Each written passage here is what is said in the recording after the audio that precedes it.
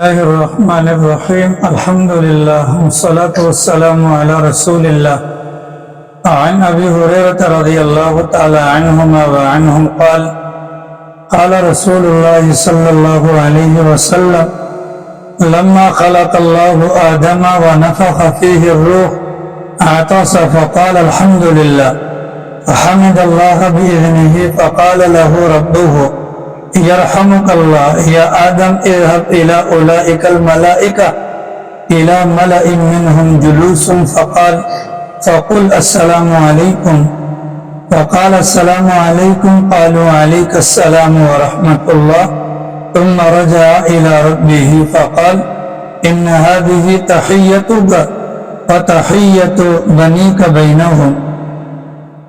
رسول اکرم صلی اللہ تعالی علیہ وسلم کی مبارک تعلیمات میں سے وہ فرامین نبویہ جو سلام سے متعلق اللہ کے نبی سے منقول ہیں ان کا بیان چل رہا تھا. اسلام کے اندر سلام کی کتنی اہمیت ہے اور اسلام نے اپنے ماننے والوں کو سلام کے ذریعے سے کتنے اہم ترین احکامات دیے ہیں. اسلام کے اندر سلام کی اہمیت کا اندازہ اس بات سے لگائیں کہ مسلم اور غیر مسلم کے درمیان پہچان کا سبب سلام کو قرار دیا گیا. چنانچہ رسول اکرم صلی اللہ علیہ وسلم نے اس کلمے کی ادائیگی پر ثواب کا بھی پروانہ جاری فرمایا. یہ بچے بہت نہیں ہو گئے, ان کو پیچھے کر لو یار, یہ درس نہیں ہو سکے, ان کو نکالو باہر, تم بات بتاؤں گے, یہ پریشانی بن جائے گی, کسی کو سمجھ میں نہیں آئے گی. چنانچہ اللہ کے نبی علیہ السلام نے السلام علیکم کہنے پر 10 نے کیا, السلام علیکم ورحمۃ اللہ کہنے پر 20 نے کیا, السلام علیکم ورحمۃ اللہ وبرکاتہ کہنے پر 30 نے کیا, اور السلام علیکم ورحمۃ اللہ وبرکاتہ ومغفرتہ کہنے پر 40 نیکیوں کا سبب بتلایا. رسول اکرم صلی اللہ علیہ وسلم کی تعلیمات میں کہ گھر میں داخل ہوں تو سلام کیا جائے, یہ گھر والوں کے لیے امن اور سلامتی کی ضمانت, اور گھر سے باہر نکلا جائے تو بھی سلام کیا جائے, یہ در حقیقت گھر والوں کو اللہ کے سپرد کر دینے کے مترادف ہے. اس کے ضمن میں اللہ کے نبی علیہ السلام کی وہ تعلیمات جو راستوں میں بیٹھنے کے متعلق ہیں کہ پیارے پیغمبر صلی اللہ علیہ وسلم نے راستوں کے اندر بیٹھنے سے منع کیا. حضرات صحابہ کرام نے اپنی مجبوری اور اپنا عذر بیان کیا تو پیغمبر نے راستوں میں بیٹھنے کی اجازت تو بیان فرمائی, لیکن ساتھ میں کچھ شرائط لگا دی کہ راستوں کا جو حق ہے وہ حق ادا کرنا ہوگا.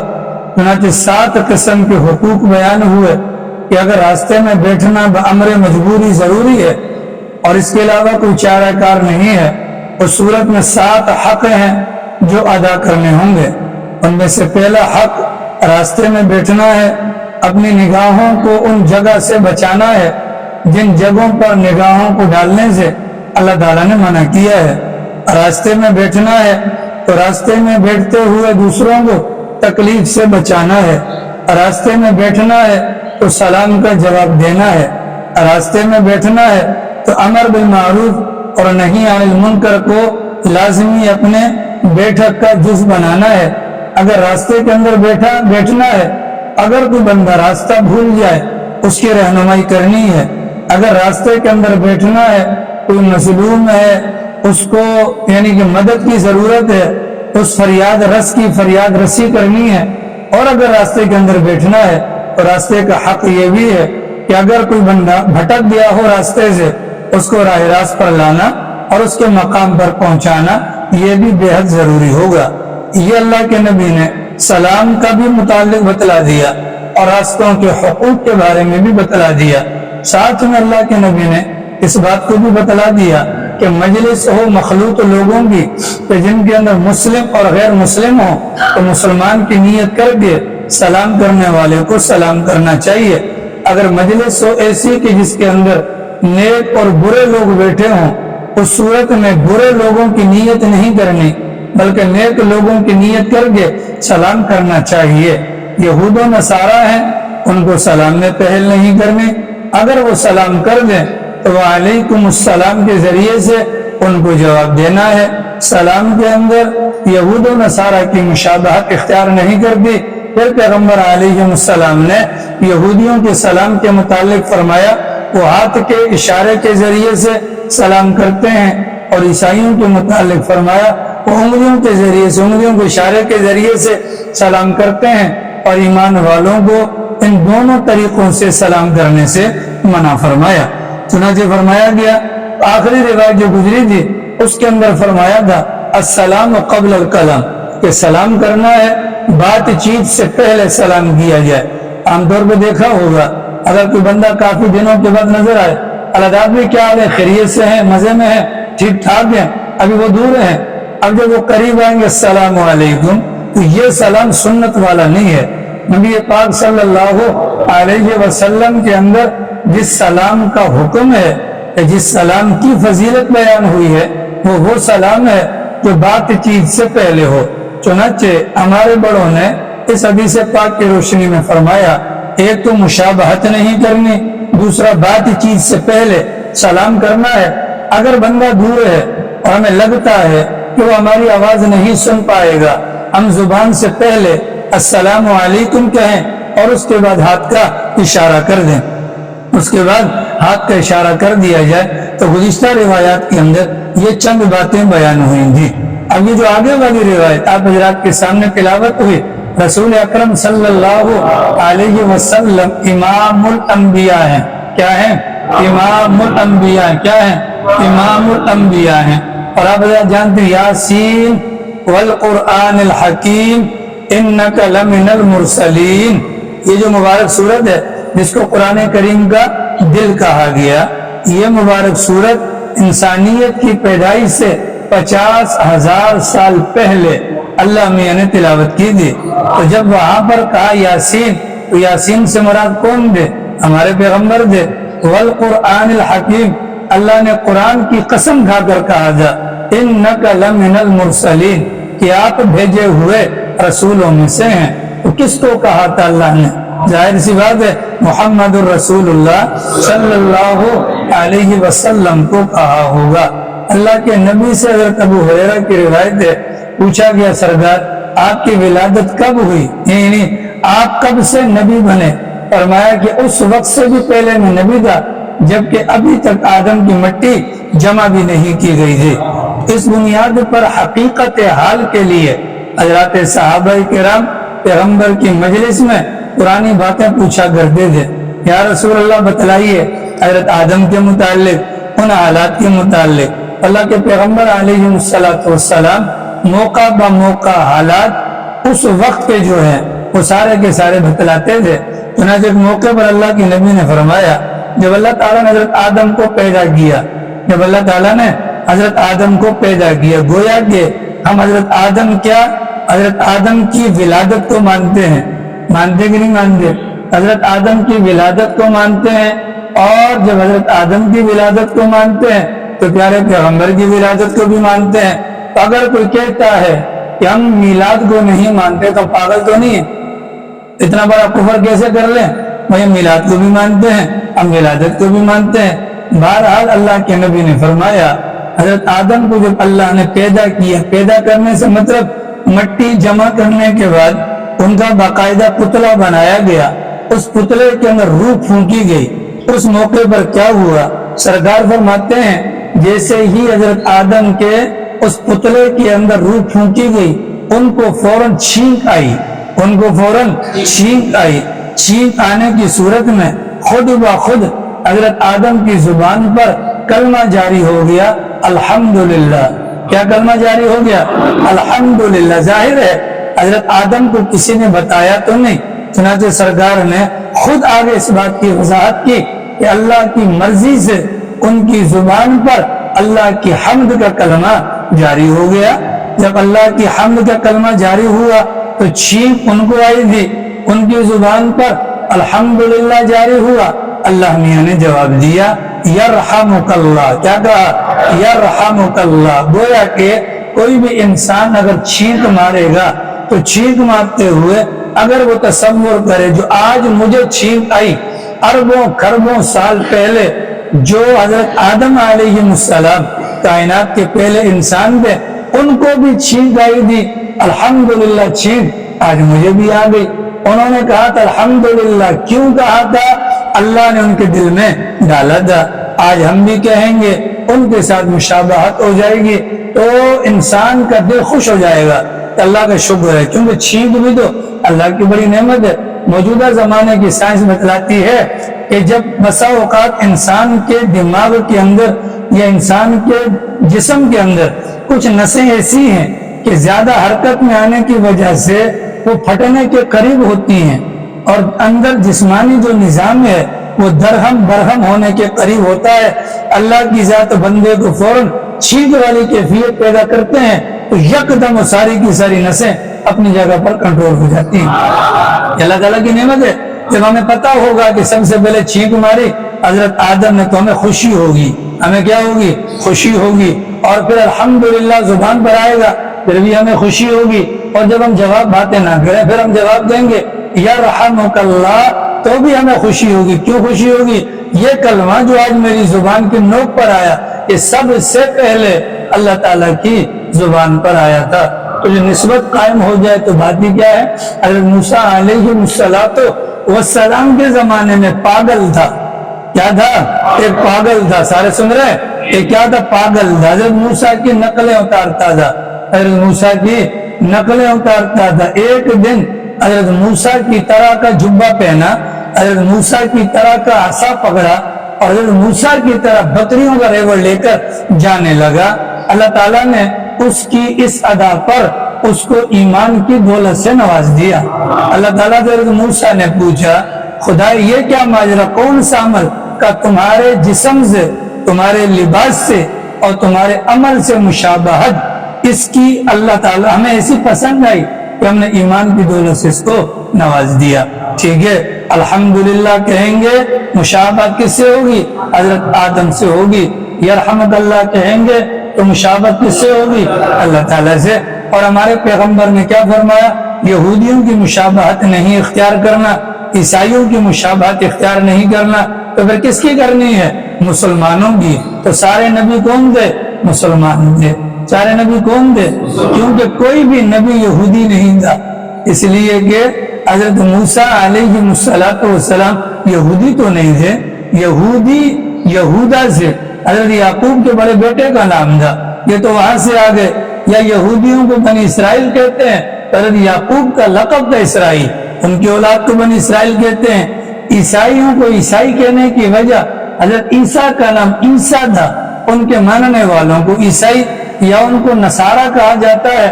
جس محلے میں حضرت عیسیٰ رہا کرتے تھے اس محلے کا نام ناصرہ تھا، وہاں سے بن گیا۔ تو تمام کے تمام پیغمبر یہ مسلمان ہیں، کیا ہے بھیا؟ تمام کے تمام پیغمبر مسلمان ہیں۔ آپ نے 17ویں سپارے کے آخر میں دیکھا ہوگا نا، وَجَاهِدُوا فِي اللَّهِ حَقَّ جِهَادِهِ وَاجْتَبَاكُمْ وَمَا جَعَلَ عَلَيْكُمْ فِي الدِّينِ مِنْ حَرَجٍ مِلَّةَ أَبِيكُمْ إِبْرَاهِيمَ هُوَ سَمَّاكُمُ الْمُسْلِمِينَ، اس نے تمہارا نام کیا رکھا؟ مسلمان رکھا۔ اور اللہ کی ذات کیا ہے؟ سلام ہے۔ اللہ کا نام کیا ہے؟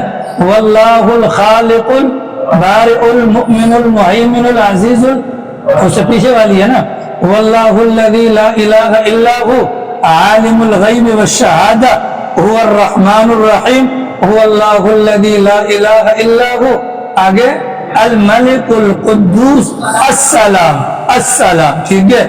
تو سلام اللہ کا نام ہے، انہی سے اسی نام سے ہمارا نام کیا پڑا؟ مسلمان۔ اور ہمارے طریقے کا نام کیا پڑا؟ اسلام۔ اور ہمارا وظیفہ کیا بنا؟ السلام۔ ہمارا وظیفہ کیا بنا؟ السلام۔ اللہ کے نبی نے کیا فرمایا؟ جو جس قوم کی مشابہت اختیار کرے گا اس کا حشر اسی کے ساتھ ہوگا۔ تو اگر چھینک پر الحمدللہ کہیں گے، سننے والا یرحمک اللہ کہے گا، تو نتیجتاً ہمارا شمار انبیاء کرام کے ساتھ ہوگا۔ اور آپ اور میرا عقیدہ ہے زمین پر اللہ نے نبیوں کے جسم کو کھانا حرام کر دیا، تو جب زمین نبی کا جسم نہیں کھا سکتی تو کیا نبی جہنم میں جا سکتا ہے؟ کبھی بھی نہیں جا سکتا۔ تو جہاں نبی ہوں گے وہاں انشاءاللہ ہم سارے کے سارے ہوں گے۔ ایک بات واضح ہو گئی، حضرت آدم کی ولادت کے بعد پہلا کام حضرت نے کیا کیا؟ چھینک ماری۔ دوسرا کام الحمدللہ کہا، اور اللہ میاں کی طرف سے یرحمک اللہ کہا گیا۔ تو ہمارے لیے سنت کیا ہے؟ اللہ دادو بھائی، جس کو چھینک آ جائے وہ کہے گا الحمدللہ۔ کیا مطلب ہے؟ تمام تعریفیں اللہ کے لیے ہیں۔ کس اعتبار سے؟ اس اعتبار سے اس نے چھینک کی دولت سے مجھے مالا مال کیا، تو لازماً جب حضرت آدم کو چھینک آئی ہے تو چھینک کے اندر خیر ہوگی۔ ٹھیک ہے، اگلی بات مزے کی، چھینک اللہ کی طرف سے رحمت ہے، اور جمائی یہ اللہ کی طرف سے نہیں، شیطان کی طرف سے۔ خلیل، اے خلیل، اے خلیل زوگزا، ماشاءاللہ اتنے اہتمام سے سو رہا ہے جیسے ہمیں پتہ کوئی نہیں۔ ٹھیک ہے، اتنے اہتمام سے سو رہا ہے۔ آ رہی ہے سمجھ میں؟ صاف سی بات ہے سر، آج اللہ کی میرا ناک دونوں بہنے سر پھٹ رہا ہے، اور 4 پیناڈول کھا کے بیٹھا ہوں ابھی بھی۔ آ رہی ہے سمجھ میں؟ اور اس کے بعد روٹی کا انتظام بھی ہے انشاءاللہ، بےغم رہیں آپ کو، انشاءاللہ سب چیزیں کھل جائیں گی، خالی آنکھیں نہیں۔ آ رہی ہے؟ پتہ نہیں کیا بات ہے؟ ہاں، تو کیا کہے گا؟ چھینک مارے گا تو الحمدللہ کہے گا۔ کیا کہے گا؟ الحمدللہ۔ تو جب الحمدللہ کہے گا اس بات پر کہ اللہ تیرا شکر ہے، اللہ تیرا شکر ہے۔ ظاہر ہے کہ نبیوں پر اللہ تعالیٰ نے چھینک اتاری کی ہے، نبی کو جمائی نہیں آتی تھی۔ ٹھیک ہے، کسی بھی نبی کو جمائی نہیں آئی، اور نہ ہی کسی نبی نے کبھی انگڑائی لی۔ نہ نبی کو جمائی آئی، نہ نبی نے انگڑائی لی، نبی کو چھینک گئی۔ اللہ تعالیٰ نبیوں کے ساتھ جو کام کرے وہی کام ہمارے ساتھ کرے، اے اللہ تیرا شکر ہے، الحمدللہ۔ سننے والا کیا کہے گا؟ یرحمک اللہ، مطلب تم پر تو اللہ کا احسان ہو گیا، اتنی بڑی دولت سے تمہیں نواز دیا، تم نے اللہ کا شکر ادا کیا۔ اس شکر کا تقاضا کیا ہے؟ میں تمہارے حق میں دعا کرتا ہوں، یرحمک اللہ، اللہ تم پر کیا کرے؟ رحم کرے۔ اللہ تم پر، اگلے نے دعا دے دی تو دعا تو ایک ہدیہ ہے، تحفہ ہے، لہذا شریعت نے کیا کہا؟ جس کو دعا دی تم بدلہ دے دو۔ کیا؟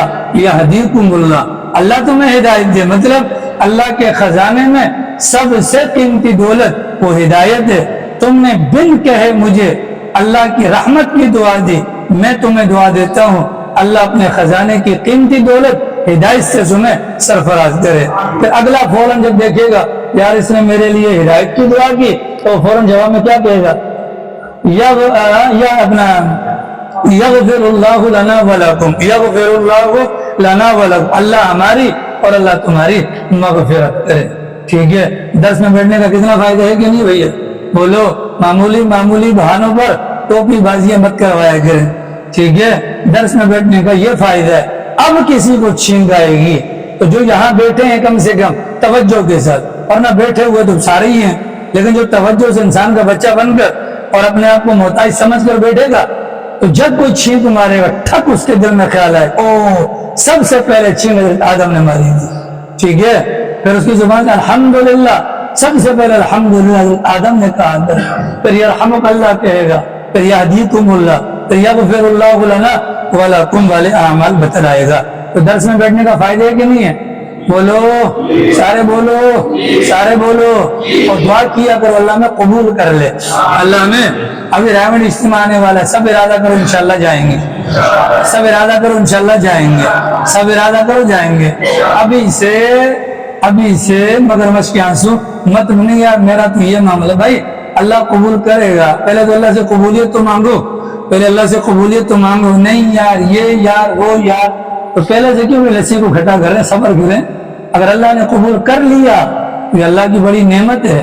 ہم اچھائی کا ارادہ تو کر لیں۔ کسی مسجد میں جماعت چل رہی تھی، کسی مسجد میں جماعت چل رہی تھی، سچا واقعہ ہے سن لیں، کسی مسجد میں جماعت چل رہی تھی، آخر میں جو تشکیل ہوتی ہے نا، تشکیل کے موقع پر جاوید عباسی صاحب، تشکیل کے موقع پر ایک بندہ کھڑا ہوا اور اس نے 3 دن کا ارادہ کر لیا۔ کیا کر لیا؟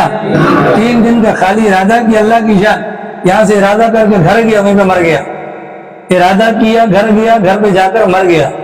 مرنے کے بعد اگلے دن اپنی بیگم کے خواب میں آیا کہ میرے بچے کو بھجواؤ، وہ مسجد میں فلاں جگہ جماعت ٹھہری ہوئی ہے، ان کو جا کر کہنا تمہیں خدا کا واسطہ وہ جو کاپی میں میرا نام لکھا تھا اس نام کو مت مٹانا، اس نام پر اللہ نے میری بخشش کا فیصلہ فرما دیا۔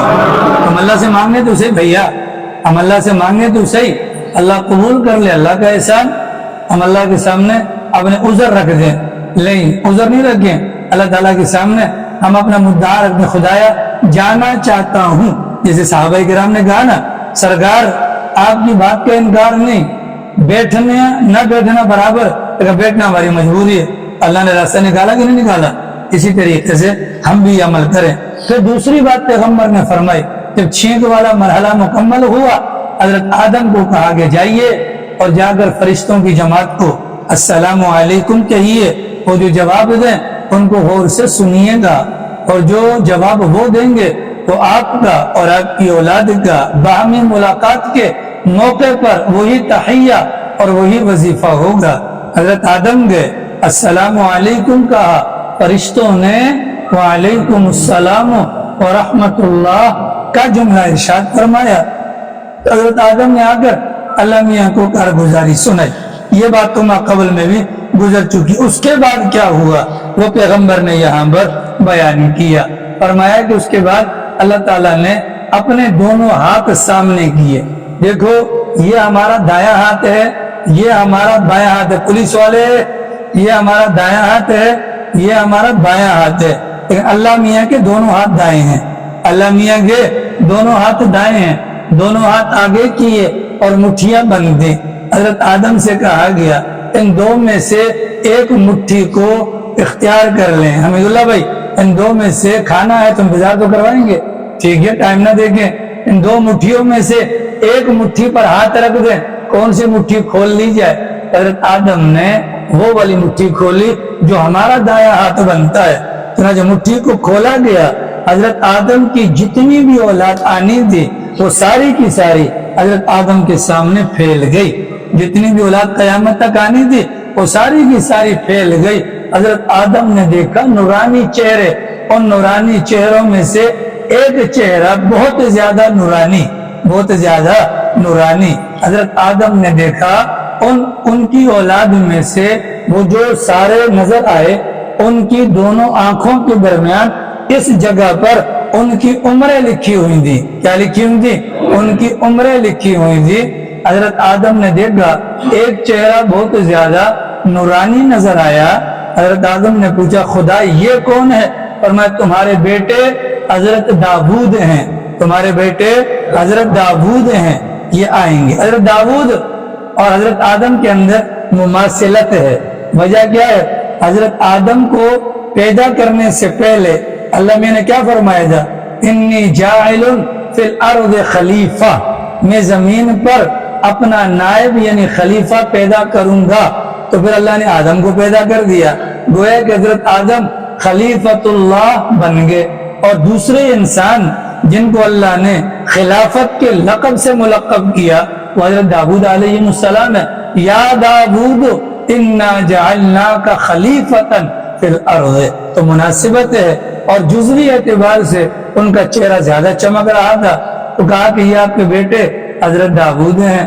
اللہ میاں سے پوچھا خدایا ان کی عمر اتنی کم، صرف 40 سال؟ اللہ میاں نے فرمایا بالکل ہم نے تو یہی لکھ لیا ہے۔ تو اس موقع پر حضرت آدم نے کہا خدا یہ تو بہت کم عمر ہے، ایسا کرے میری عمر میں سے 60 سال میرے بیٹے داؤد کو دے دیں۔ اللہ تعالیٰ نے قبول کر لیا۔ اس کے بعد جنت میں ٹھہرنا ہوا جب تک اللہ کی مرضی تھی۔ جب دنیا کے اندر حضرت آدم آئے تو روزانہ کی بنیاد پر اپنی عمر گنا کر دے دے، یہاں تک کہ 940 سال پورے ہو گئے تو حضرت اسرائیل آ گئے، چلے حضرت واپسی کا وقت ہوا چاہتا ہے۔ حضرت آدم نے کہا کیا ہو گیا؟ میری عمر تھی 1000 سال، میری عمر کتنی تھی؟ 1000 سال، میں روزانہ گنتا ہوں، ابھی تو 940 ہوئے ہیں، باقی تو باقی ہیں۔ اس موقع پر اللہ کے نبی نے فرمایا حضرت آدم جو بات کر چکے تھے وہ بھول گئے، تو وہاں سے پھر لکھنے کا اور گواہوں کو قائم کرنے کا رواج قائم ہوا کہ جب بھی کوئی معاملہ کرنا ہو اس کو لکھ لیا جائے اور ساتھ میں گواہ وغیرہ بھی بنا لیے جائیں۔ آگے سمجھ میں؟ اس روایت سے ہمیں 3 باتیں پتہ چلی۔ سب سے پہلے چھینک ماری حضرت آدم نے، اور جواب دیا اللہ کی ذات نے۔ دوسری بات پتہ چلی، سلام سب سے پہلے اللہ میاں کی زبان پر آیا، حضرت آدم کو سکھلایا اور فرشتوں کے کانوں میں پہنچایا، وعلیکم السلام فرشتوں نے کہا۔ اور تیسری بات کیا پتہ چلی، جب بھی کوئی معاملہ ہو اس میں لکھت پڑھت کر لی جائے، لکھت پڑھت کر لی جائے۔ اتنی بات واضح ہو گئی جی؟ بولو چشمے والے، بات واضح ہو گئی؟ ایک صحابہ سرکار کے بھائی، یا رسول اللہ میرا ایک باغ ہے اور میرے باغ کے اندر فلاں آدمی کا ایک کھجور کا درخت ہے، باغ میرا ہے لیکن کھجور کا درخت فلاں آدمی کا ہے، اور اس کے کھجور کے درخت جو میرے باغ میں ہے اس کی وجہ سے مجھے بڑی تکلیف ہے۔ اللہ کے نبی نے اس بندے کو بلوایا، کھجور کے درخت کے مالک کو، اور کہا کہ جی بھیا یہ درخت آپ مجھے ہدیہ دے دیں، یہ درخت آپ مجھے ہدیہ دے دیں، یہ درخت آپ مجھے، اس نے کہا نہیں دیتا۔ اللہ کے نبی نے فرمایا چلو یہ درخت تم مجھ پر بیچ دو، اس نے کہا نہیں بیچتا۔ اللہ کے نبی نے فرمایا چلو ایسا کر لو یہ کھجور کا درخت دے دو اور اس کے بدلے میں جنت میں کھجور کا درخت لے لینا، اس نے کہا نہیں دیتا۔ اللہ کے نبی نے فرمایا کتنا بخیل ہے یہ آدمی، کتنا بخیل ہے یہ آدمی، اس سے بڑھ کر اور کوئی بخیل نہیں ہو سکتا، البتہ اگر اس سے بڑا بھی بخیل کوئی ہے تو وہ بندہ ہوگا جو سلام کے اندر پہل نہ کرے۔ آئی سمجھ میں؟ اللہ کے نبی نے 3 ان کے سامنے پیشکشیں رکھی، مجھے دے دو ہدیہ، نہیں دیتا، بیچ دو، قیمت لے لو، نہیں کرتا، چلو جنت کے اندر اس کے بدلے کا دے دوں گا، نہیں ہوگا۔ تو سرکار کتنا بخیل ہے، مطلب اس سے بڑا دنیا کے اندر کوئی بخیل نہیں۔ اگر اس سے بڑا کوئی بخیل ہو سکتا ہے تو وہ کون ہوگا؟ جو سلام کے اندر پہل نہ کرے۔ اس سے کیا پتہ چلا کہ جو سلام کرے گا تو گویا کہ وہ بخیل نہیں ہے، وہ بخیل نہیں ہے۔ اور جو سلام میں پہل نہ کرے کہ دوسرے کے سلام کا انتظار کرتا رہے، بھلے وہ کروڑوں روپیہ لوٹائے لیکن اللہ کی نظر میں، شریعت کی نظر میں وہ بڑا بخیل آدمی ہے، بڑا بخیل آدمی ہے۔ عبداللہ ابن عمر کے ایک شاگرد ہیں، وہ کہتے ہیں عبداللہ ابن عمر میرے پاس آتے یا میں ان کے پاس چلا جاتا، روزانہ صبح ایک ہی کام ہے، جی چلو جی بازار چلتے ہیں، چلو جی بازار چلتے ہیں۔ اب میں بازار ان کے ساتھ جاتا تھا، ایک دن تنگ آ کر میں نے حضرت والا اللہ کا واسطہ مسجد میں بیٹھے اللہ رسول کی بات کرتے ہیں، آپ بازار جاتے ہیں نہ تو کسی کباڑیے کے پاس جاتے ہیں، نہ کسی دکاندار کے پاس جاتے ہیں، نہ کسی سے بھاؤ تاؤ کرتے ہیں، جاتے ہیں سلام کر کے واپس آ جاتے ہیں۔ تو یہ جو شاگرد تھے نا یہ موٹے پیٹ والے تھے۔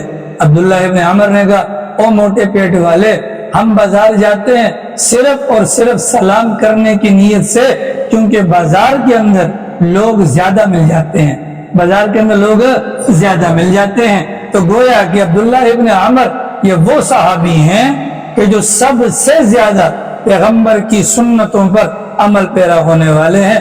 ان کی زندگی کا معمول کیا؟ ان کی زندگی کا معمول کیا ہے؟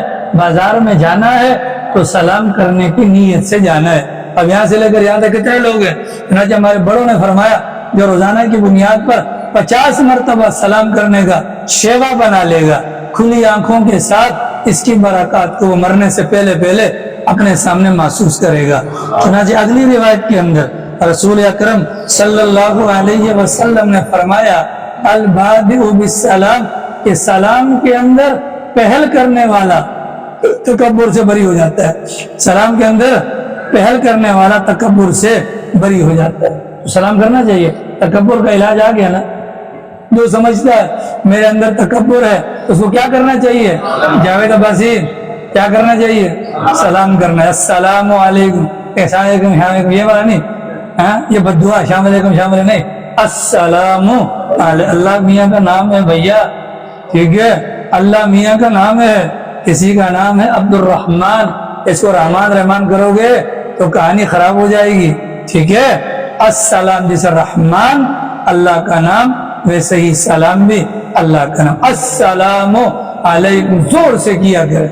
تو ہندو میں رام رام کر کے رام رام سکتے، ہاں وہ گائے کا مت پینے والے وہ نہیں شرماتے، ان کا اٹل بہاری بھی یوں کرتا ہے، اور ہمارے والے سلام کرنے سے شرماتے ہیں، ٹھیک ہے۔ سلام کی اہمیت کو ہم سمجھ نہیں پائے۔ خلیفہ ہارون الرشید کے زمانے میں کوئی بندہ تھا، مجرم تھا، سزائے موت ہو گئی۔ کیا ہو گئی؟ سزائے موت ہو گئی، ٹھیک ہے، سزائے موت ہو گئی۔ آخری خواہش پوچھی گئی، اس نے کہا کہ ہارون الرشید سے ملاقات کرنی ہے۔ چلیں، جیسے ہی دربار میں داخل ہوئے تو ہارون الرشید کو وہ سزائے موت کا مجرم کہنے لگا، السلام علیکم ورحمۃ اللہ وبرکاتہ۔ تو ہارون الرشید نے کہا وعلیکم السلام ورحمۃ اللہ وبرکاتہ۔ قیدی بگڑ گیا، اب تو آپ مجھے قتل نہیں کر سکتے، اب تو آپ مجھے قتل، اس لیے کہ آپ نے تو اپنے الفاظ کے ذریعے سے مجھے ضمانت دی ہے سلامتی کی۔ ہارون رشید سر پکڑ کے بیٹھے گی، بات تو بالکل صحیح تھی، السلام علیکم، اس مجرم نے سلامتی کا پروانہ جاری کیا، ہارون رشید کی طرف سے بھی آ گیا۔ چنانچہ کتابوں میں لکھا ہے اس زمانے کے حکمران جس بات کو سمجھتے تھے لہذا عمل پیرا ہوتے تھے۔